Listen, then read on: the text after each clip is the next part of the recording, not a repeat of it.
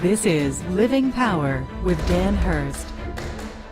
All of us for different reasons, and all of us with different circumstances and situations, but people are ready for a breakthrough. I'll bet that you are ready for a breakthrough in your life or something also. And God is offering you a breakthrough. And what we're studying in John chapter 12 there about the triumphal entry speaks of breakthrough. That's really what God was saying. People are saying, we want to change, we want a Messiah, we want things to be different. And God was saying, I'm offering you a breakthrough. I'm offering you a change. They didn't really understand what that change was going to be. They thought it would be a political rule, but God had other plans, and He had other intents. But when do you need a breakthrough in your life? There are times, you're at a place in your life where you think you need a breakthrough. How do you know if you are at that point where you have to have a breakthrough in your life? Well, there are really a couple of things. One, when you're going through difficult times, you need a breakthrough.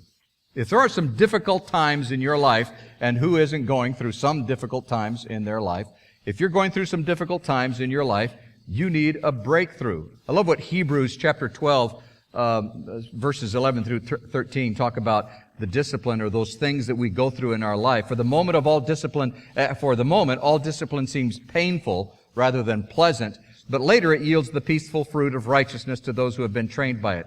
But listen to this. Listen to what verses 12 and 13 say. Therefore, if you are going through difficult times, in other words, if there are some difficulties, some things that you're going through your life and you need a breakthrough, therefore, lift your drooping hands and strengthen your weak knees and make straight paths for your feet, so that what is lame may not be put out of joint, but rather be healed. Now, what that is saying is that there are three things that you can do. When you are going through these difficult times, there are three things that you need to do. First of all, you need to get back. Hands represents work. You need to get back to what you know you're supposed to be doing. Get back to what you know you're supposed to be doing. In other words, go back to the fundamentals, the things that you know you're supposed to be doing, that God has told you, that you're completely aware of, that God has made very clear that He wants you to do. Go back to those. Go back to those things that God has told you, those works. Secondly, knees represents prayer. So strengthen your prayer life. Get your prayer life back in order. I'm amazed how many times our prayer life gets so out of focus. Listen, if you're praying about problems all the time, your prayer life is out of focus. Because prayer is a balance of really understanding what it is that God is doing and understanding what God is up to and getting in on what God is doing. And yes, there is that time where we make our requests known to Him. But prayer is balanced. And I love the old ACTS, the old ACTS thing, that prayer is adoration, confession, thanksgiving, and supplication.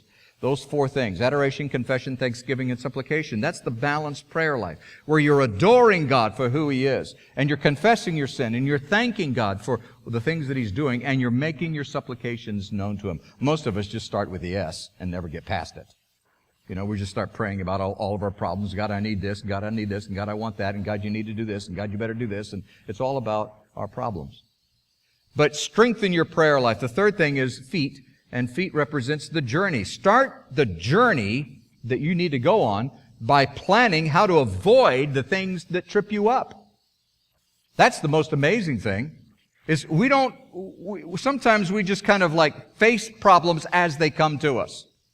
Anticipate some of those things that you are going to have to face in your life.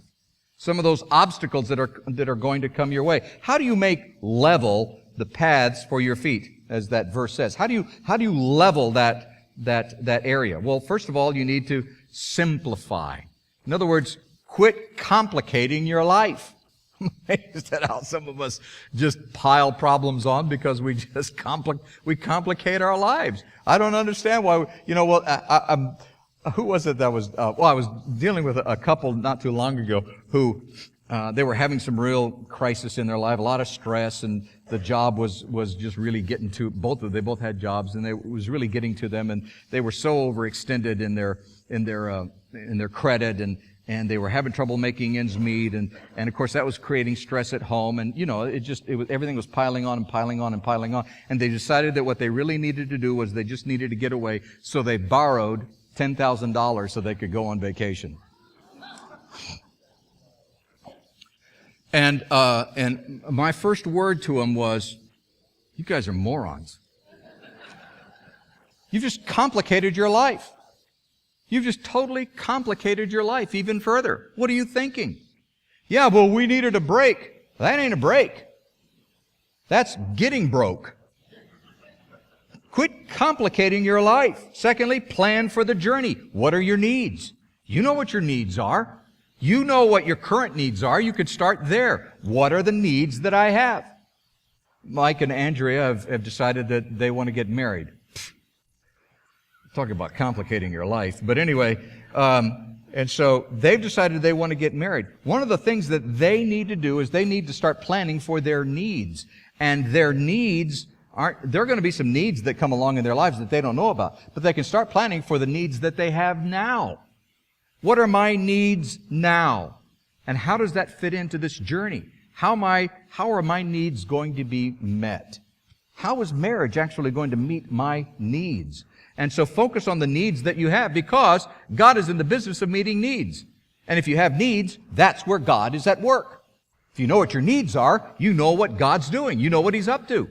And if you know what God is up to, then you get to know what God's will is. God's will is always revealed, not always, but most of the time revealed through your needs. If you know what your needs are, you get to know what God is up to, because that's where God's at work. So plan for the journey. What are your needs? And how do you plan for that? Thirdly, know where you are now. Understand where you are now in your journey. Where are you now and where do you need to go? And know the direction. Now this is important. Not the destination of where you're going to end up. Most of us don't know where we're going to end up, but we do know a little bit about the direction that we need to take. So know the direction that you need to walk before you start doing so. And then understand that healing, now listen, healing in your life, the healing that you need, the change that you need, the solution that you need, the issues that need to be solved in your problems, those things come during the journey, not before. If you're waiting for God to fix everything before you start your spiritual journey, you're going to wait a long, long time. Because those things happen during the journey. So, when you go through difficult times, you need a breakthrough. That's one of those times that you need change in your life. The other area is when you've been wounded. If you've been hurt, if you've been deeply hurt, you need a breakthrough. You need a change. And there are a lot of people living with a lot of pain in their lives. You know, a lot of emotional pain, some physical pain, certainly. There are lots of different kinds of hurt, lots of different kinds of wounds. I know many of you, and I know many of you are going through some very, very difficult times. I want you to understand that you're not alone. And God knows that pain, and He also knows that you need change. He also knows that you need a breakthrough. But people are hurting today. People that, you may be one of those people, but you know people that are hurting.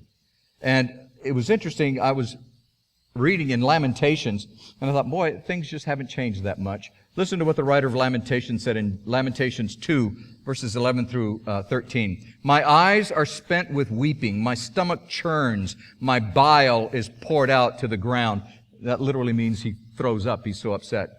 Because of the destruction of the daughter of my people, because infants and babies faint in the streets of the city. They cry to their mothers, where is bread and wine? As they faint like a wounded man in the streets of the city, as their life is poured out on their mother's bosom.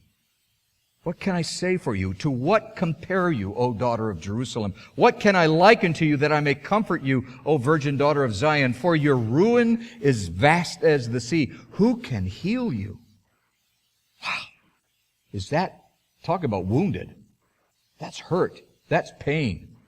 When you are wounded, when you are hurting so deeply, when that pain is so overwhelming in your soul that you can't even see beyond it, that's hurt. That's pain. And you need a breakthrough. But breakthroughs don't just happen on their own. They don't just all of a sudden out of nowhere just happen. It doesn't work that way. That's fairy book. And there are some things that will keep a breakthrough from happening in your life. There are some things that you need to do, and we'll talk about that in just a moment. But there are some things that keep breakthroughs from happening in your life. There's an interesting exchange in the book of Deuteronomy. The book of Deuteronomy, which is early in the Bible, and it's something that the Hebrews really cling to because of its truth. And in the book of Deuteronomy, chapter 20, look at this. And when you draw near to the battle, this is God speaking, and when you draw near to the battle, the priest shall come forward and speak to the people, and shall say to them, Hear, O Israel, today you are drawing near for battle against your enemies. Let not your heart faint. Do not fear or panic or be in dread of them. For the Lord your God is He who goes with you to fight for you against your enemies, to give you the victory. Well, that was glorious news. God had promised them victory. He would win the battle for them. It would be an awesome breakthrough. Boy, we want that for ourselves, don't we? We want that very same thing for ourselves. We hold to that principle and cling to that promise that God will go before us and He will win our battles. And we quote verses like, there's lots of verses in the Bible about that God will fight our battles for us and that He will go before us. And boy, we hold on to those. We want God to win the battle for us, and we trusting God for the victory. Yet on the inside, there's that gnawing sense that, it's just not quite happening. Something just doesn't ring true about it. I mean, if God is going to go before me and win my battles, why am I so defeated? And there are an awful lot of Christians, real Christians, who are living defeated lives. Christians who know that God should go before them. God says He'll go before and win their battles, but He hasn't. You may be one of those. Well, why are we so defeated? What's wrong? What's happened? Well, that passage in Deuteronomy continues, and God gives the people 4 reasons why they weren't ready for God to go before them. We miss that part. We miss the part where it says, God, I'll go before you and win your battle, but there are some responsibilities, some things that need to happen in your life first. And so there are 4 reasons why there were no victory yet. So yes, God promised to win the battle for them and for you, and He would provide the breakthrough, but there were 4 things that were in the way. And here are the 4 things. The first one was, in verse 5, Deuteronomy chapter 20, verse 5, it was unfinished business. There was unfinished business in some of their... This isn't in everybody's life, but these are the 4 things. And you could have all 4 of them, or you could have 1 or 2, or whatever number.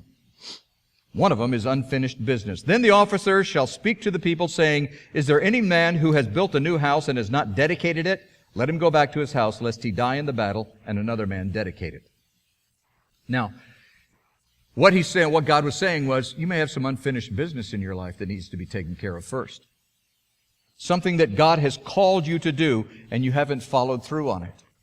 Something that God told you to do. You know God told you to do it, and you haven't done it, or you haven't finished it. Listen, you can't buy tomorrow until you've paid for today. If there's unfinished business in your life, God says, you need to get that settled before we go on to victory. We need to get that settled. Unfinished business in your life. The second thing is ungratefulness. Deuteronomy 20, verse 6. And is there any man who has planted a vineyard and has not enjoyed its fruit? Let him go back to his house, lest he die in the battle, and another man enjoy its fruit. Now, this is an interesting obstacle to breakthrough. It's one that we normally don't think of, but it's a very, very important one. The key to understanding what this is saying is that God wants us to enjoy what He provides for us. Listen to what I'm saying. God wants you to enjoy what He provides for you. Somehow we have this idea in our mind that we aren't supposed to enjoy life. That we're Christians and we're supposed to just kind of be real somber and, oh, thank you, God. And we don't enjoy it. Listen, the Bible says in the Old Testament and the New Testament, God has given what He has given us, and it is to be enjoyed. It is to be taken freely and abundantly with gratefulness. And in fact, when Adam and Eve did their little thing, God says, you can have anything except that one tree. But you can have everything. What do they focus on? The one tree. And God says, instead of being grateful for everything, they became sour for what they couldn't have. And so, which was onions, by the way. It was an onion tree, and it was good. But after the curse, then onions were made to grow under the ground, and now they taste like onions. I think when we get to heaven, we're going to have heavenly onions, and they'll taste like maybe apples. I don't know. Who knows? But anyway, where was I? Oh, it was ungratefulness. So here's this key to understanding. That God, this issue, this obstacle in our lives, what God gives us, what He provides for us, He wants us to enjoy. When God provides for you, He wants you to enjoy it. But if we ignore it, or if we're unsatisfied with it, we are in essence ungrateful. Now listen to this statement. If we are ungrateful for what God has provided, how can we expect Him to provide more? If you don't think God has provided, write this one down. If you don't think God has provided enough, then you aren't thankful enough. If you don't think God has provided enough for you, then you are not thankful enough. God's blessing is directly proportional to your gratefulness. God's blessing is directly proportional to your gratefulness. And if you look at what you have and you say, this isn't enough, you've got a gratefulness problem. And God says, I'm not going to go before you and win your battles, because that's an issue that needs to be taken care of. One of the things that keeps God from going before us and winning our battles is a lack of thanksgiving, a lack of gratefulness. The third thing is, verse 7, broken promises and commitments. And is there any man who has betrothed a wife and has not taken her? Let him go back to his house, lest he die in the battle, and another man take her. Now, this is a picture of not following through on your commitment. Are there broken promises in your life? Have you broken promises? Are there commitments that you haven't kept or can't keep? Because if you have broken promises, you need to make that right. Even if it just means that you need to get some forgiveness. Or at least ask for forgiveness. Or a commitment that you've broken where you need to let that person know that you broke a commitment. And get that right. Broken promises and broken commitments keep us from breakthroughs. And then the fourth one is fear. Verse 8. And the officers shall speak further to the people and say, is there any man who is fearful and faint-hearted? Let him go back to his house, lest he make the heart of his fellows melt like his own. Let me ask you something. What are you afraid of? What are you afraid of in your life? Of the circumstances that you're going through in your life situation. What are you afraid of? Are you afraid of the battle? Are you afraid of failing? Are you afraid of the cost? Are you afraid of the unknown? Are you afraid of the risk? Are you afraid of the probabilities over the possibilities?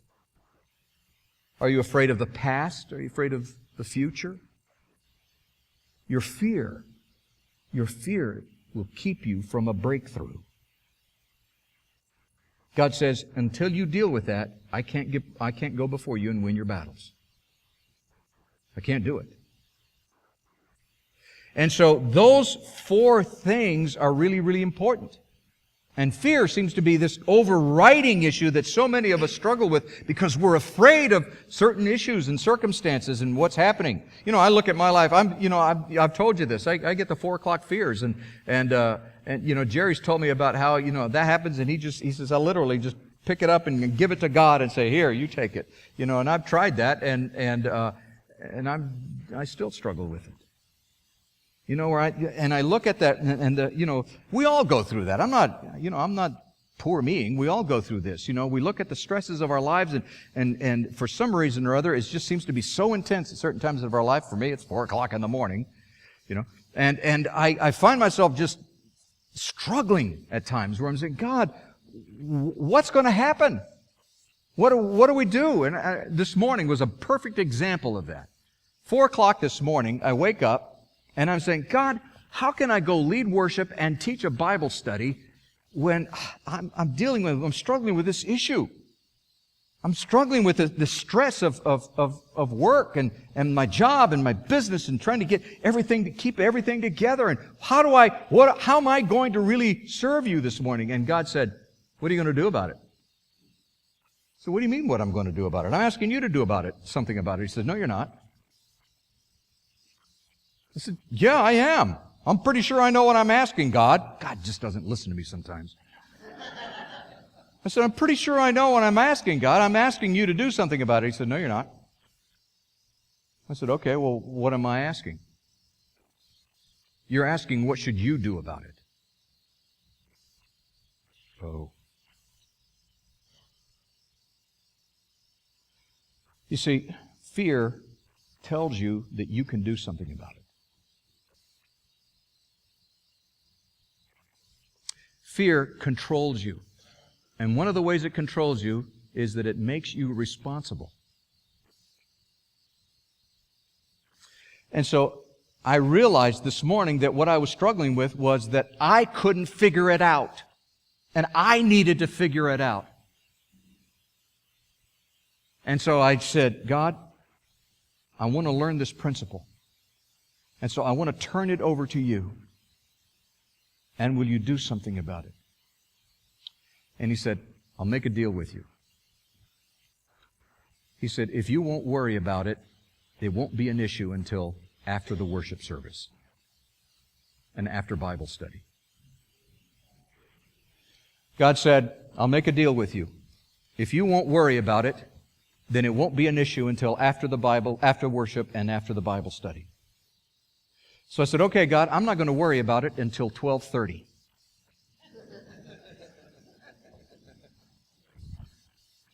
And God said, good, you'll have peace until 12:30.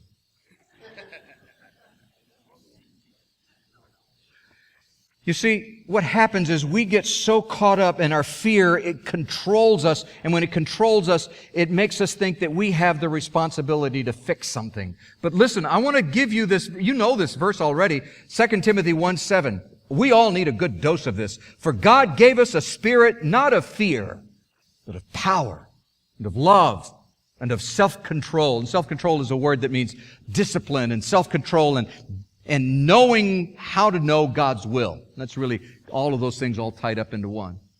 And so God says, I didn't give you a spirit of fear.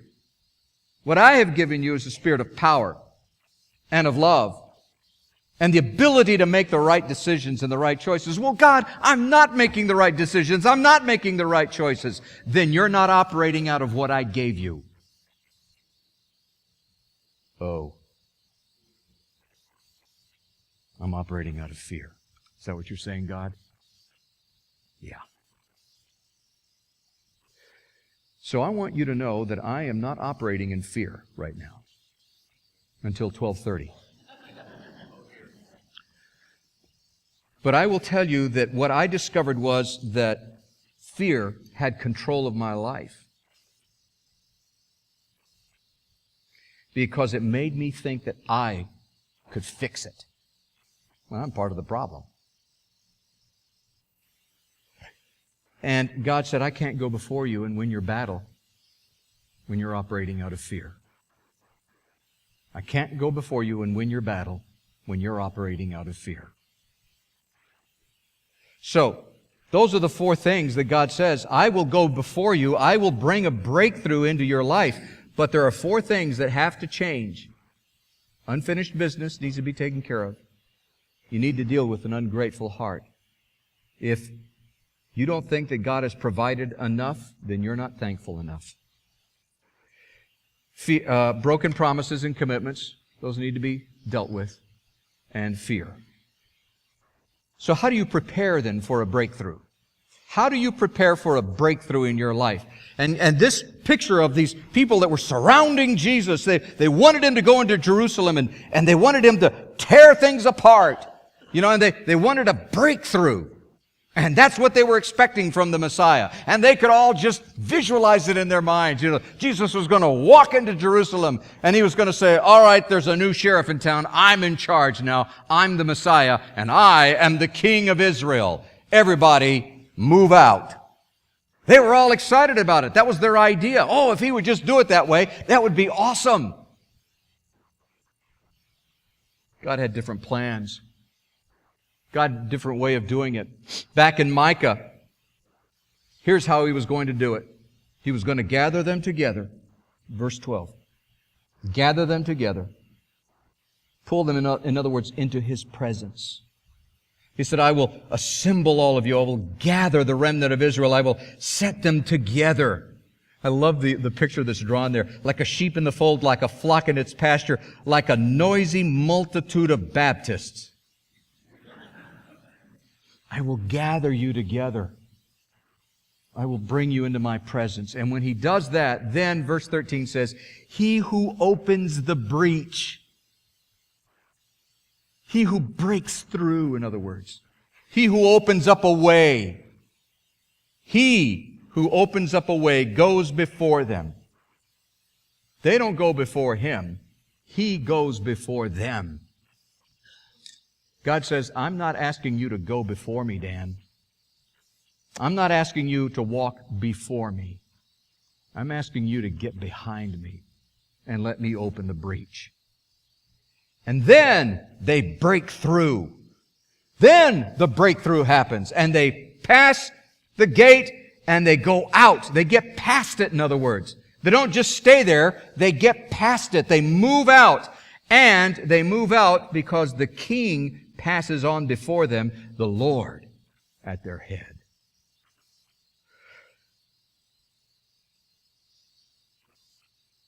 God is the one who opens the breach. Then comes the breakthrough with your King, the Lord Jesus Christ, leading the way. Proverbs 2, verses 6 through 8 says it this way. For the Lord gives wisdom. From His mouth comes knowledge and understanding. For He stores up sound wisdom for the upright. He is a shield to those who walk in integrity, guarding the paths of justice and watching over the way of His saints. Then you will understand righteousness and justice and equity, every good path. For wisdom will come into your heart, and knowledge will be pleasant to your soul. Discretion will watch over you. Understanding will guard you, delivering you from the way of evil. Wow, that sounds like a breakthrough to me. That sounds like a breakthrough to me. Victory, the breakthrough that you're looking for, comes to those who are, and there are four things that are mentioned here. First thing is those who are upright. Verse 7. He stores up sound wisdom for the upright. Those who are upright. The second thing is those who walk in integrity. Integrity. The third thing is those who guard the paths of justice. Those who are just, who are fair. We're not trying to outdo somebody else, outmaneuver. They're just, they're fair. And then the fourth thing says in our version, it says that He's watching over the way of His saints, but really what it's saying is faithful. He's watching over the faithful. And what is faithful? Faith, trusting obedience to the known will of God. God says, look, just trustingly obey the known will of God, and I will watch over your way. He will watch over the way of His faithful. Then look at the promise, and we close with this. Those promises in verses 9 through 12. When that happens, when you walk uprightly and you have integrity and you're just and you're faithful, then, verses 9 through 12 says, then you will understand righteousness and justice and equity and every good path. Wisdom will come into your heart, and knowledge will be pleasant to your soul, and discretion will watch over you, and understanding will guard you, delivering you from the way of evil.